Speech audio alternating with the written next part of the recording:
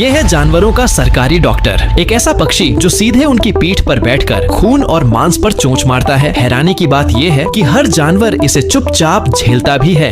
ये है ऑक्स पैकर बर्ड, जो दूसरे जानवरों के नाक, कान और बाकी बॉडी पर लगे कीड़े मकोड़े और पैरासाइट्स वगैरह को साफ करने का धंधा करती है, जिससे दोनों पार्टी का फायदा हो जाता है। लेकिन धंधे के खातिर कभी कभी इसे घायल जानवरों के ऊपर भी काम करना पड़ता है, जिसमें ये जानवरों के सड़े गले जख्म तक साफ कर देती है। उससे इन्फेक्शन भी नहीं फैलता और पक्षी का मोटा फायदा भी हो जाता है।